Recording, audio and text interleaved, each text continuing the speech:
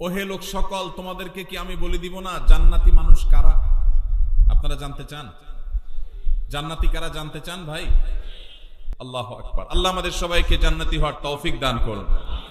নবীজি বলেছেন, আলা আখবিরুকুম বিআহলিল জান্নাহ, তোমাদেরকে কি আমি জান্নাতি মানুষদের কথা বলে দিব না? কারা জান্নাতি হবেন, তাদের মার্কা কি হবে, আলামত কি হবে?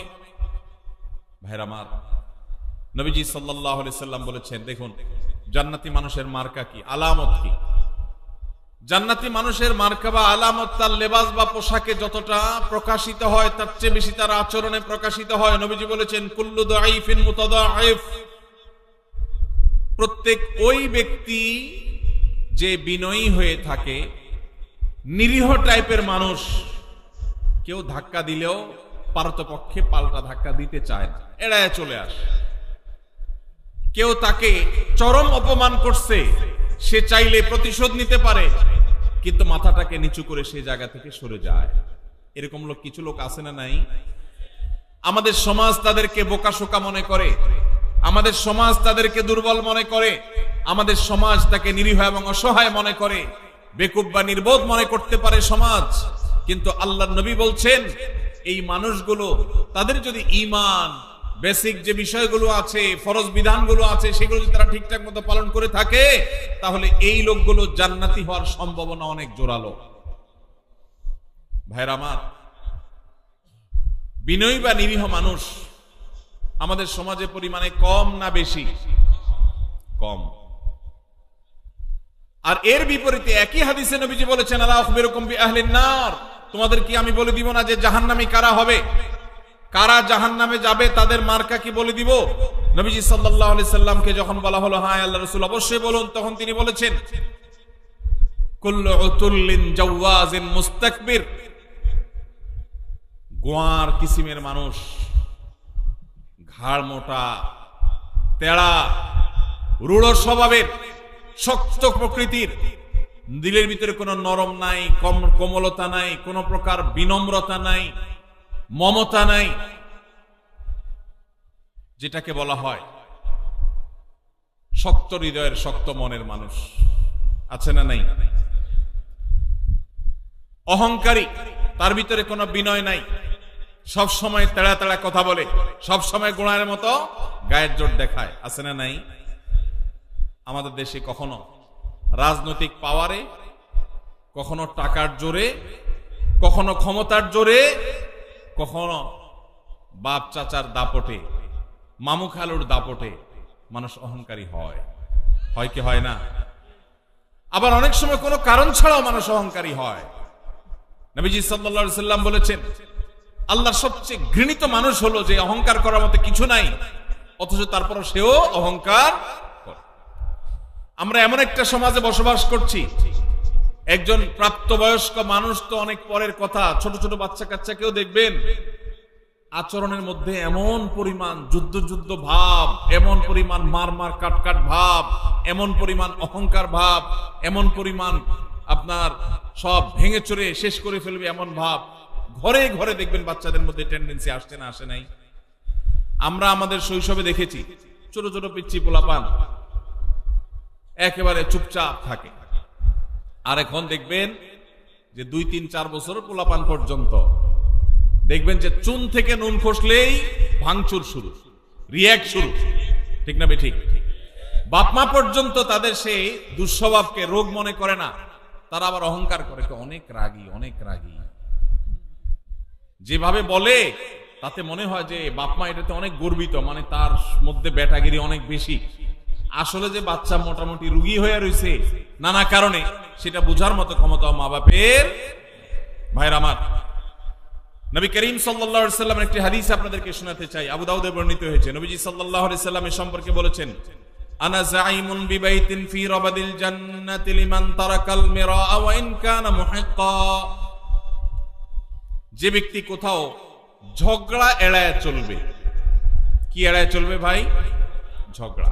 আপনি বাজারে গেছেন, রিকশা দিয়ে যাচ্ছেন, কারোর সাথে এমন কোন উপলক্ষ তৈরি হলো, একজন রাস্তার মাঝখানে দাঁড়ায় আছে, আপনার রিকশার যতই বেল বাজানো হচ্ছে উনি সরেন না। এরপরে যখন ওনাকে একটু ভালোভাবে বলতে গেছেন, উনি গায়ের দিকে দাঁড়ায় আসছে। আপনি এখন চাইলে তার 5টা কথা শুনাইতে পারেন যে ভাই রাস্তাটা কি আপনার বাপের, অনেক কথাই বলতে পারেন, কিন্তু আপনি দেখছেন যে কথা বলতে গেলে কথা বাড়বে, এবং কথা বাড়লে আমার আখলাক নষ্ট হবে, জবান নষ্ট হবে, মুখ নষ্ট হবে, আমল নষ্ট হবে। এই জন্য আমি নিজে সত্যের উপর আছি, সে অন্যায় করতেছে এটা জানার পরও আমি তার সাথে ঝগড়া না করে মুখটা আরেক দিকে ফিরে আসতে বের হয়ে চলে আসলাম। নবীজি বলেছেন এই কাজটা যারা নিয়মিত করতে পারবে, যারা এই কাজটা করবে, এই গুণ যারা অর্জন করবে, তিনি বলেছেন জান্নাতের এক পাশে তার জন্য একটা প্রাসাদের দায়িত্ব আমি নিলাম। আল্লাহু আকবার। আল্লাহ তাআলা আমাদের সবাইকে ঝগড়া বিবাদ এড়াবার তৌফিক দান করুন। অনেক আমলের কথাই তো শুনছেন ভাই, সুবহানাল্লাহ, আলহামদুলিল্লাহ, তাসবিহ, তাহলিল, জিকির, আজকার, অনেক আমলের কথা আমরা শুনছি। আজকে ভাই নতুন একটা আমলের কথা শুনলাম। এটাও যে আমল সেটা আমাদের অনেক ভাই ব্রাদাররা জানেন না। সে আমলটা হলো ঝগড়া করার সুযোগ আছে, স্কোপ আছে, গায়ের জোর আছে, সাথে লোক আছে, চাইলে কথা বাড়ানো যায়, এবং যার সাথে ঝগড়া তৈরি হয়েছে তিনি একটা ফালতু বিষয় নিয়ে আপনার সাথে ঝগড়া লিপ্ত হয়েছেন, তিনি একেবারে অন্যায়ের উপর আছেন, ভুলের উপরে প্রতিষ্ঠিত আছেন, আপনি পরিষ্কারভাবে দেখছেন তিনি রং, এরপরও তাকে রং জেনেও আপনি সত্য জানার পরেও শুধু ঝগড়াটাকে মিনিমাইজ করতে গিয়ে যে আমি কথা বাড়াতে চাই না, এজন্য আমি হেরে গেলাম, কথা বাড়াইলাম না, এই কাজটা যদি করতে পারেন তাহলে নবীজি জান্নাতের চৌহদ্দির ভেতর একটা প্রাসাদ আল্লাহর কাছ থেকে আপনাকে পাইয়ে দেওয়ার দায়িত্ব নিয়েছেন। আল্লাহ আমাদের সবাইকে জান্নাতি হওয়ার তৌফিক দান করুন। ভাইরা আমার, এই আমলটার প্র্যাকটিস করবেন তো আজ থেকে ইনশাআল্লাহ। দিনে যদি একবার এই আমলের প্র্যাকটিস করতে পারেন, কয়বার? একবার। এভাবে যদি প্রতিদিন আপনি চেষ্টা করেন যে আমার সহপাঠীর সাথে, স্কুল কলেজে মাদ্রাসায়, আমার কোন সহকর্মীর সাথে কর্মস্থলে, কিংবা পরিচিত অপরিচিত যে কোনো মানুষের সাথে কোনো পাবলিক প্লেসে, এমনকি নিজের বাসা বাড়িতে নিজের ঘরের লোকজনের সাথে কথা বাড়াইলে বাড়ানো যায়, অন্যায়টা সে করছে আপনি জানেন, এরপরও যদি আপনার রাগটাকে হজম করে নেন তাহলে এই পুরস্কার আল্লাহ আপনাকে দিবেন। আপনি দুনিয়া থেকে জান্নাতি, এটার নিশ্চয়তা আল্লাহর কাছ থেকে আপনি করে যেতে পারবেন যদি আপনি ঈমান, ফরজ আমলগুলোর পাশাপাশি এই আখলাকটা অর্জন করেন। চেষ্টা করা যাবে না ইনশাআল্লাহ। মুশকিল কি জানেন? মুশকিল হলো ইবলিস। ইবলিস কি বলবে জানেন? ইবলিস বলবে যে মাথা খারাপ, তুমি যদি এখন জবাবটা না দাও, উনি যে একটা অন্যায় কথা বলল এটার জবাব না দিলে এর মানে তুমি তার অন্যায়টাকে মেনে নিলা। ইবলিস বলবে কি বলবে না? এটারে বলে নেক্সুরত ধোঁকা। এটারে কি বলে ভাই? নেক্সুরত ধোঁকা। বুঝেন আপনারা? বুঝেন না? মানে দেখতে মনে হয় যে কাজটা ভালো কাজ, আসলে শয়তানি কাজ। আসলে কি কাজ? শয়তানি কাজ। শয়তান আপনাকে সবসময় উত্তেজিত করবে। শয়তান বলবে না, তোমাকে এখানে কিছু বলতে হবে, না বললে তো তুমি হেরে যাবা, তুমি দুর্বল থেকে যাবা। সে মনে করবে তুমি দুর্বল, শয়তানকে বলতে হবে আমি দুর্বল থাকলাম, আমি হাইরাই গেলাম, আমি মেনেই নিলাম। কেন? কারণ ওই যে নবীজি জান্নাতের গ্যারান্টি দিয়েছেন। জাইম শব্দটি আরবিতে অত্যন্ত গুরুত্বপূর্ণ অর্থবহ একটা শব্দ। জাইম শব্দের মানে হলো জিম্মাদার, দায়িত্বশীল। নবীজি বলেছেন সে জান্নাত পাবে তা নয়, তিনি বলেছেন আমি দায়িত্ব নিলাম, দায়িত্ব গ্রহণ করলাম, আমি জাইম হলাম ওই ব্যক্তির যেই ব্যক্তি ঝগড়া পরিহার করলো, সে হকের উপর আছে, সত্যের উপর আছে, তারপর সে ঝগড়া করলো না। এই গুণটা অর্জন করার তৌফিক দান করুন। ভাইরা আমার, ঝগড়া এড়াবার চেষ্টা করবো তো ইনশাআল্লাহ। যদি ঝগড়া এড়াইতে পারে, কথা বললেই কথা বাড়ে। এমন একটা কথা বলছে পুরো মেজাজটা গরম হয়ে গেছে, আমি এখন চাইলে আরেকটা কথা বলতে পারি কিন্তু বললাম না, বাহ্যিকভাবে হেরে গেলাম। শয়তান কিন্তু উস্কাবে, শয়তান কিন্তু খোঁচাবে, শয়তান কিন্তু উত্তেজিত করবে, বলবে যে আরে মাথা খারাপ, এইভাবে যদি হাল ছেড়ে দাও তো সবাই কি মনে করবে? মনে করবে এর দোষ ঠিকই আছে, নাহলে সে চুপ করে চলে গেলে কেন? সবাই মনে করুক আমাকে খারাপ, আল্লাহ আমাকে ভালো মনে করবে ইনশাআল্লাহ। এই গুণটা অর্জন করা যাবে ইনশাআল্লাহ। ভাই, একই হাদিস আবু উমামা বাহির রাদিয়াল্লাহু তাআলা বর্ণনা করেছেন, মুসনাদ সুনান আবু দাউদে বর্ণিত হয়েছে। এই হাদিসের পরের অংশে নবীজি বলেছেন ওয়া বিবাইতিন ফি ওয়াসতিল জান্নাতি লিমান তারাকাল কিযবা ওয়া ইন কানা মাযিহা। যে ব্যক্তি মিথ্যা কখনো বলে না, মিথ্যা কখনো বলে না, এমনকি রসিকতা করে, মজা করেও কখনো, দুষ্টুমি করেও কখনো সে মিথ্যা কথা বলে না, আজকাল যুবকদের মধ্যে দেখবেন দুষ্টমি করে হাসতে হাসতে খেলার ছলে বিনোদনের ছলে মিথ্যা কথা বলা এটাকে অপরাধ পর্যন্ত মনে করছে না। মুসলমান সিরিয়াসলি যে মিথ্যা কথা বলবেই না, এমনকি দুষ্টমি করে মজা করে রসিকতা করে মিথ্যা বলতে পারে। নবীজি বলেছেন কেউ যদি দুষ্টমি করেও মিথ্যা কথা বলা থেকে পরিহার করে, দুষ্টমি করতে যাচ্ছে মিথ্যা বলতে যাবে, আল্লাহর ভয় এসেছে সে পরিহার করেছে, তার জন্য আল্লাহ নবী সাল্লাল্লাহু আলাইহি ওয়াসাল্লাম বলেছেন জান্নাতের সেন্টার পয়েন্টে আমি তার প্রাসাদের দায়িত্ব নিলাম। এরপরে হাদিসে শেষ অংশে নবীজি বলেছেন ওয়াবিবাইতিন ফি আলাল জান্নাতি লিমান হাসানা খুলুকাহ, যে ব্যক্তি তার আচরণ সুন্দর করবে, কি সুন্দর করবে? আখলাক সুন্দর করবে, তার আচরণটা মধুর মতো হবে, তার কথা থেকে মধু ঝরবে, সবাই তার থেকে মিষ্টতা অনুভব করবে, তার কথার মধ্যে কর্কশ ভাব থাকবে না, বেয়াদবের মতো আচরণ করবে না, অহংকারের মতো আচরণ করবে না, ঝগড়াটে স্বভাবের হবে না, বিনয়ী হবে, বিনম্র হবে, মাটির দিকে চেয়ে চলবে। সে যখন হাঁটে তখন মনে হয় যে মাটিতেও টের পাচ্ছে না। কারোর সাথে ঝগড়া হলে আস্তে করে মাথাটা নিচু করে সে সেখান থেকে চলে যায়।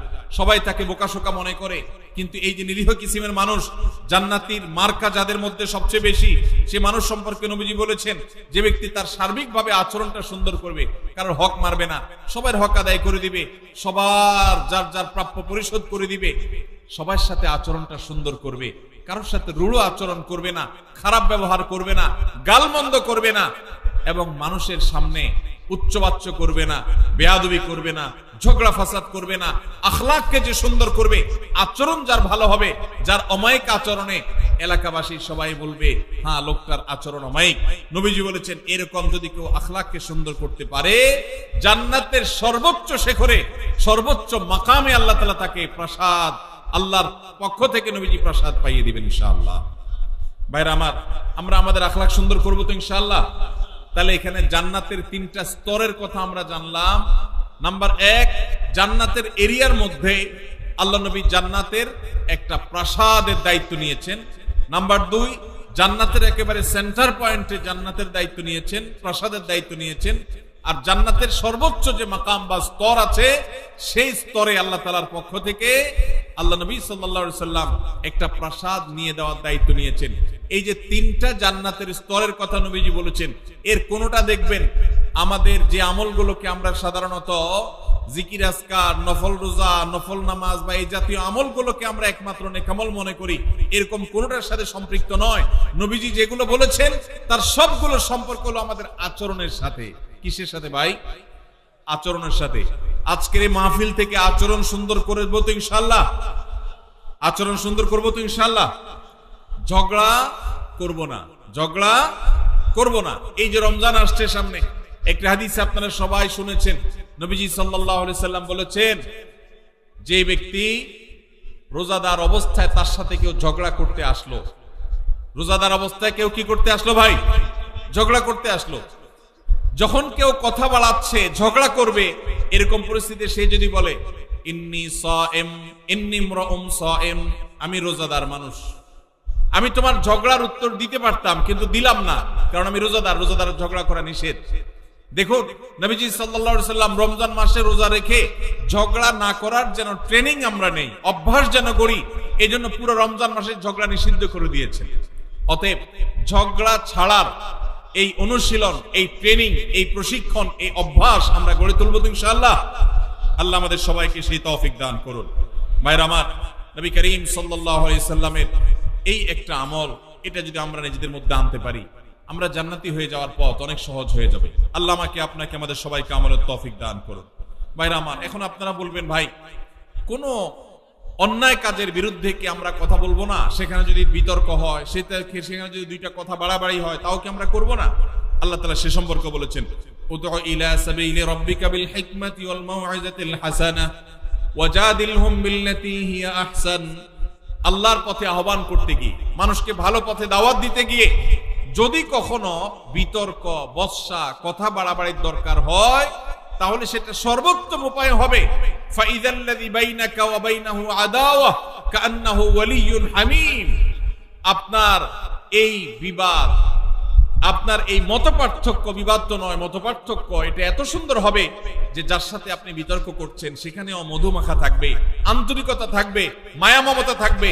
আজকাল দেখবেন এক হুজুর আরেক হুজুরকে জাহান্নামে পাঠিয়ে দিচ্ছে। ভাইরা আমার, ফতোয়া দিয়া মানুষকে জাহান্নামে পাঠিয়ে দেওয়া এটা আমাদের দায়িত্ব না। আমরা যদি কারোর ভুলও ধরতে হয় সেখানেও সত্যিকারের হিতাকাঙ্ক্ষিতা সুলভ মানসিকতা থাকতে হবে। আল্লাহ আমাদের সেই তৌফিক দান করুন। আমরা কারোর পেছনে শত্রু ভাবাপন্ন হয়ে তার পেছনে লাগবো না, তার ছিদ্রান্বেষণ করব না, তার দোষ তালাশ করে বেড়াবো না, তার গোষ্ঠী উদ্ধার করতে নামবো না। যদি করি তাহলে আমরা ভালো মুসলমান হতে পারবো।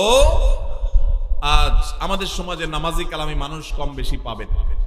মসজিদে দেখবেন কিছু মানুষ কম হোক বেশি হোক যায়, কিন্তু বাজারে ঘাটে, রাস্তায়, দোকানে, অফিস আদালতে, বিভিন্ন জায়গায় দেখবেন এই মানুষগুলোই আবার বিভিন্ন সময় তাদের আচরণটা খারাপ করে ফেলতেছে। আছে না নাই? আমাদের বেশিরভাগ মানুষ আজ এই রোগী, বেশিরভাগ মানুষ আমরা এই রোগী। আজকের এই মাহফিল থেকে যদি একজন ভাই নিয়ত করেন, একজন যদি মনে মনে প্রতিজ্ঞা করেন, আল্লাহ যেহেতু কোরআনে তুমি বলেছ তোমার রহমানের বান্দা যারা বিনয়ের সাথে রাস্তায় চলাফেরা করে, কেউ মূর্খতা সুলভ আচরণ করলো, জাহেলের মতো একটা ঝগড়ার পথ তৈরি করে দিল, তারপরও সালাম দিয়ে এড়ায় চলে যায়, দেখেও না দেখার ভান করে, বুঝেও না বুঝার ভান করে। আল্লাহ আমি সেরকম বিনয়ী মানুষ হতে চাই, শান্তিপ্রিয় মানুষ হতে চাই।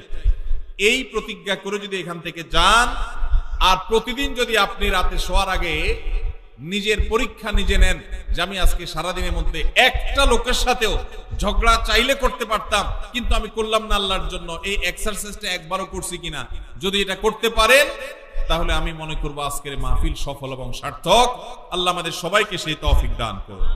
ভাইরা আমার, আল্লাহ রাব্বুল আলামিন কোরআনে কারীমে আমাদেরকে শিখিয়েছেন যদি আমাদের কারোর সাথে কখনো কথা বাড়াবাড়ি পর্যন্ত যায়ও তাহলে সেটা কখনো মন্দ উপায়ে যাবে না, খারাপ ভাবে যাবে না। আল্লাহ বলেছেন ওয়ালা তুজাদিলু আহলাল কিতাবি ইল্লা বিল্লাতি হিয়া আহসান।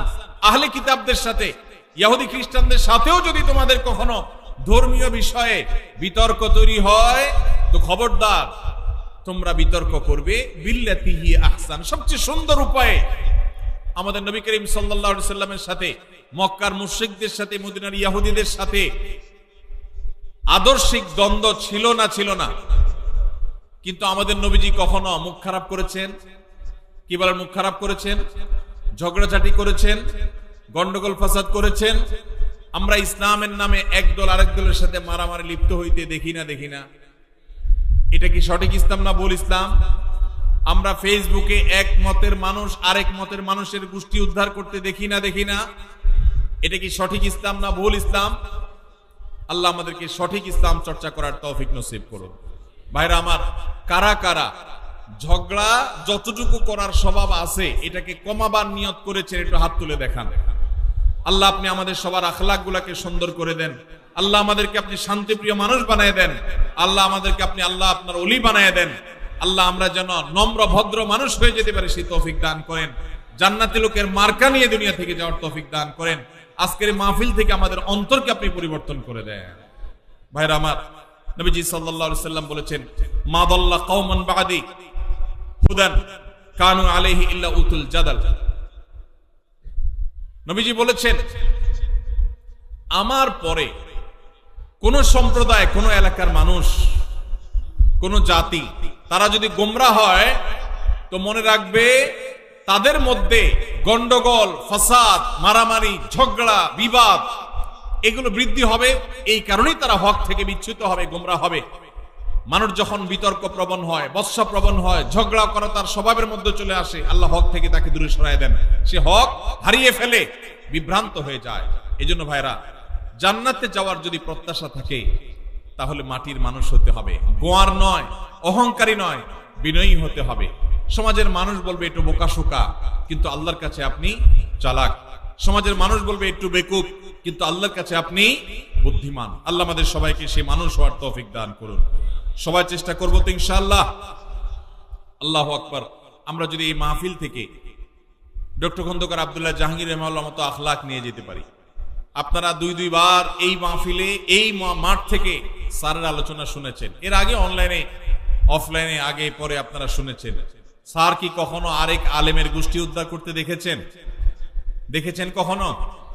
ভাইরা আমার, আমি আল্লাহর কাছে একান্তে কিছু দোয়া যখন করি, খাস খাস দোয়া কবুলের জায়গাগুলোতে আমার কিছু সিক্রেট দোয়া আছে আল্লাহর কাছে। এর মধ্যে একটা দোয়া হলো, আমি বলি আল্লাহ আপনি স্যারের মতো এরকম সরল সহজ, ওইরকম বিনয়ী, ওইরকম বিনম্র, উম্মার হিতাকাঙ্ক্ষী, উম্মার কল্যাণকামী, উম্মার ঐক্য প্রয়াসী, বিভক্ত উম্মাকে এক করার জন্য যার মধ্যে প্রচন্ড আকুতি ছিল, ব্যাকুলতা ছিল, অস্থিরতা ছিল, নিজস্ব কোনো মিশন নিয়ে উম্মাকে বিভক্ত করার চেষ্টা করেন নাই।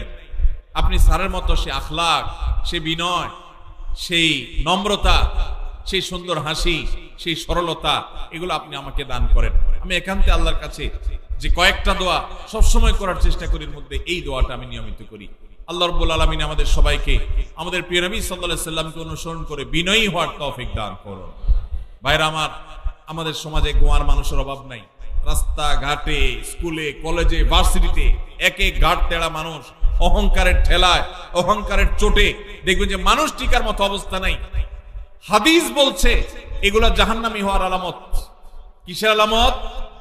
আপনার মধ্যে যদি আচরণ থাকে তাহলে এটা খুব অ্যালার্মিং একটা বিষয়, আপনার চেঞ্জ হওয়ার সময় আসছে। আল্লাহ তাআলা আমাদেরকে মাটি হওয়ার তৌফিক দান করুন। আমরা মাটি হব তো ইনশাআল্লাহ। আল্লাহুম্মা জাআলনি ফি আইনি সগীরা। আল্লাহ আমাদের নিজেদের চোখে আমাদেরকে আপনি ছোট বানায় দেন, তুচ্ছ বানায় দেন। আমি যেন আমাকে খুব তুচ্ছ মনে করি, ছোট মনে করি, আমি যেন অহংকার প্রদর্শন না করি। চেষ্টা করা যাবে তো ইনশাআল্লাহ। ভাইরা আমার, বিনয়ী হওয়ার জন্য বিনয়ী মানুষের সোহবতে যেতে হয়। কি করতে হয়? বিনয়ীদের সোহবতে যেতে হয়। প্রত্যেক এলাকাতে দেখবেন কিছু মানুষ আছেন মাটির মানুষ, কম হোক বেশি হোক সব এলাকায় আছে।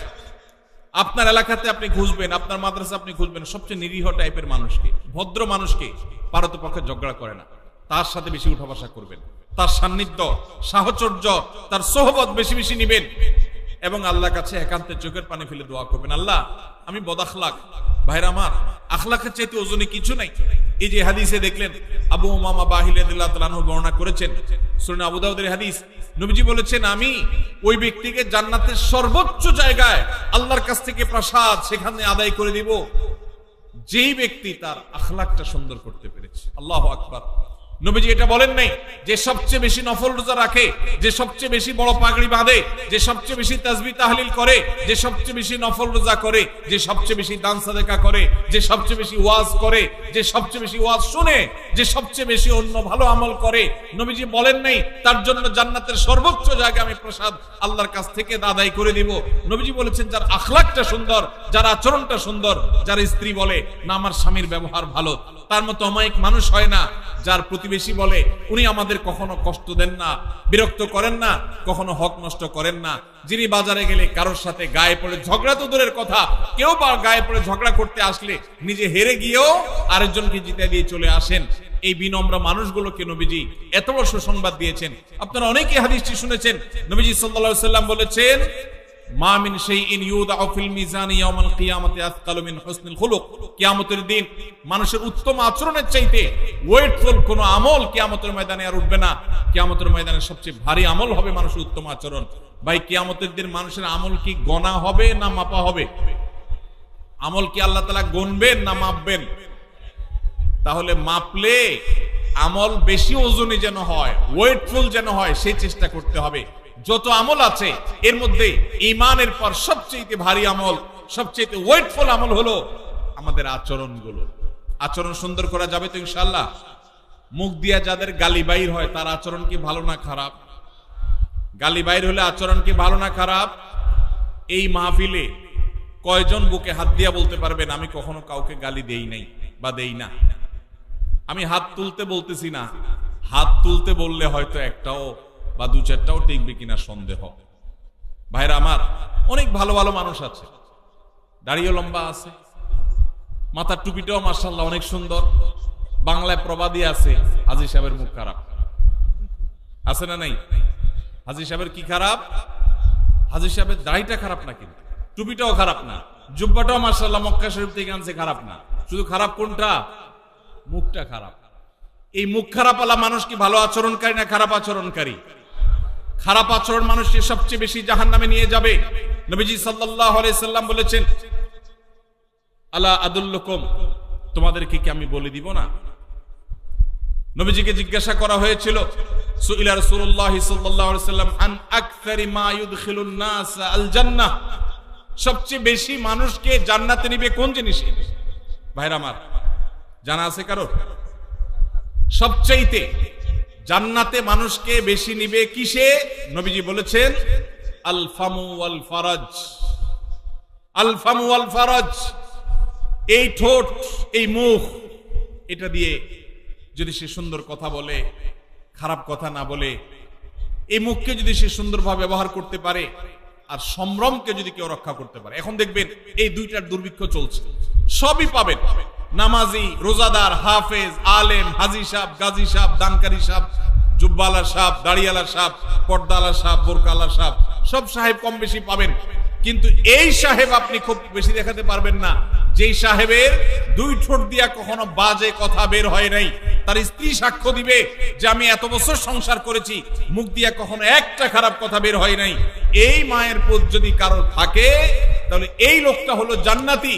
তারা দেখার জন্য টিকিট কেটে হলো যাওয়ার চেষ্টা করবেন।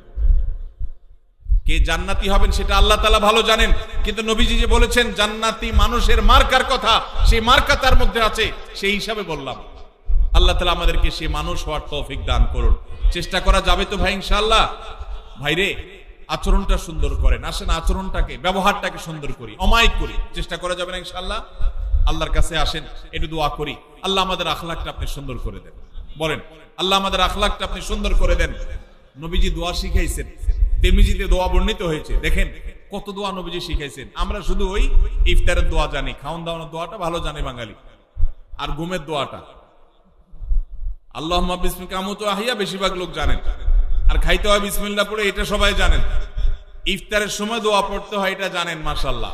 কিন্তু অনেক ইম্পর্টেন্ট দোয়া আছে, অনেকে আছেন জীবনে একবারও শুনেন নাই। তিরমিজি বর্ণিত হাদিস, নবীজি সাল্লাল্লাহু আলাইহি সাল্লাম দোয়া করতেন আল্লাহর কাছে, আল্লাহুম্মা হদিনি লি আহসানিল আখলাক, আল্লাহ সবচেয়ে সুন্দর আচরণটা যেন আমার হয়। আল্লাহ আমার এই এলাকায় ধামরার মধ্যে যত মানুষের আচরণ হবে, এর মধ্যে সবচেয়ে অমায়িক আচরণটা যেন আমার হয়। আল্লাহ আল্লাহুম্মা হদিনি লি আহসানিল আখলাক, আল্লাহ সুন্দর আখলাকের পথে আপনি আমাকে পরিচালিত করেন। ওয়ালা ইয়াহদি লি আহসানিহা ইল্লা আন্ত, আল্লাহ আপনি ছাড়া কেউ আমার আখলাক শুধরাতে পারবে না। আমার আচরণ এত খারাপ যে আমাকে শুধরাইতে হলে আল্লাহর কাছে দোয়া করতে হবে। নবীজি দোয়া শিক্ষা দিয়েছেন সেজন্য। ওয়ালা ইয়াহদি লি আহসানিহা ইল্লা আন্ত, আল্লাহ উত্তম আখলাকের পথে আপনি ছাড়া কেউ পথ দেখাতে পারবে না। ওয়াসরিফ আন্নি সাইয়্যাহা ওয়ালা ইয়াসরিফ আন্নি সাইয়্যাহা ইল্লা আন্ত, আল্লাহ খারাপ যে আখলাক, বদ আখলাক, দুরাচরণ, কথার মধ্যে থেকে গন্ধ বের হয়, কথার মধ্যে কর্কশ ভাব, কথা বললে মুখ খারাপ হয়, কথা বললে ঝগড়াঝাটি হয়, আল্লাহ এই যে আমার মধ্যে চাল টাইপের আচরণ, এই যে নোংরা আচরণ, আল্লাহ এটা থেকে আপনি আমাকে বাঁচায় দেন, আল্লাহ আমাকে এখান থেকে সরায় দেন। ওয়াসরিফ আন্নি সাইয়্যাহা, আল্লাহ খারাপ আখলাক থেকে আপনি আমাকে সরায় দেন। ওয়ালা ইয়াসরিফ আন্নি সাইয়্যাহা ইল্লা আন্ত, আপনি ছাড়া কেউ খারাপ আচরণ শুধরাইতে পারবে না। এজন্য ভাই আল্লাহর কাছে দোয়াও করব, আবার ভালো আখলাকি মানুষের সোহবত, সংস্রব, সান্নিধ্য নিব। অনেক মানুষ আছেন বড় আলেম, আচরণ ভালো না, আছে না নাই? আছে না নাই? বড় দাড়িওয়ালা, বড় হাজি সাহেব, আচরণ ভালো নাই। আর যার দাড়ি নাই তার মাথা নাই, তার বুধবার, তার আখলাকি আর কি বে আখলাকি কি। যার নামাজেরই খবর নাই তার তো মাচাই নাই, বুধবার আর মঙ্গলবার কি তার। কিন্তু অনেক মানুষ আছে যে তাদের তলা আছে, তাদের নামাজ রোজা আছে, কিন্তু আখলাক খারাপ। এই আখলাক খারাপটাকে আমরা আবার শয়তান আমাদের কাছে আমাদের বদাখলাককে বিভিন্ন নাম দিয়া সুশোভিত করে তুলে দেয়। শয়তান বলে যে আসলে উনি জালালি তবিয়তের। কি তবিয়তের? জালালি তবিয়তের। আস্ত বদাখলাকি করে জালালি তবিয়ত আমার নবী করিম সাল্লাল্লাহু আলাইহি ওয়াসাল্লামের মধ্যে এটা দেখিনি। কি বলেন? আমাদের নবীজির মধ্যে তথাকথিত জালালি তবিয়ত দেখছেন কখনো আপনি? বলতে পারবেন যে নবীজি সাল্লাল্লাহু আলাইহি ওয়াসাল্লামের জীবনে কখনো রেগে মেগে আগুন হয়ে গেছেন, একদম চিৎকার চেঁচামেচি সব অনেক রাগারাগি করে ফেলছেন? সাহাবীরা বলছেন জালি তো দেখছেন কখনো? আল্লাহ তাআলা আমাদের আখলাকগুলোকে সুন্দর করার তৌফিক দান করুন। আমি ভাই এই আমলটার বড় অভাব আমার নিজের মধ্যে অনুভব করি অনেক বেশি, আর এইটার কথা আমি ঘুরে ফিরে বলার চেষ্টা করি আমার আকুতিগুলো আমি বলার। আল্লাহ আমার সব ভাইদেরকে জান্নাতি মানুষ হয়ে যাওয়ার তৌফিক দান করুন। আজকের এই মাহফিল থেকে আমরা এই আমলটা নিয়ে যাব, আমরা ঝগড়া করব না ইনশাআল্লাহ। ঝগড়া করার সুযোগ তৈরি হলেও ঝগড়া করব না, নিজে হকের উপরে থাকলো আল্লাহর জন্য ঝগড়া এড়ায় যাব, চেষ্টা করব না ইনশাআল্লাহ। আমাদের মা বোনরা যারা শুনছেন তাদেরকেও বলছি, আপনার পাশের ঘরের মহিলার সাথে কোন একটা বিষয় নিয়ে ঝামেলা তৈরি হয়েছে, চাইলেই কথা বাড়ানো যায়, মুখটা বন্ধ করে থুয়ে দেন, আল্লাহর জন্য একটু হজম করেন। আপনার মনে হবে যে আমি তো হারিয়ে গেলাম, কিছু না বললে তো আমি মনে হচ্ছে আমি শেষ হয়ে গেলাম। এটা শয়তান করায়, শয়তানকে হারাইতে হবে, নিজকে জিতাইতে হবে। আল্লাহ আমাদের সবাইকে তৌফিক দান করুন। ভাইরা আমার কথা শেষ। আমি শুধুমাত্র আপনাদের কাছে আবদার রেখে গেলাম, আবেদন রেখে গেলাম, আমরা যেন উত্তম আখলাক, বিশেষ করে ঝগড়া মুক্ত বাংলাদেশ গড়তে পারি। চেষ্টা করা যাবে না ইনশাআল্লাহ? আমরা কি ঝগড়া সহ বাংলাদেশ চাই না ঝগড়া মুক্ত বাংলাদেশ চাই? ঝগড়া মুক্ত বাংলাদেশ চাই। তাহলে আমার নিজেকে আগে সংশোধন করতে হবে।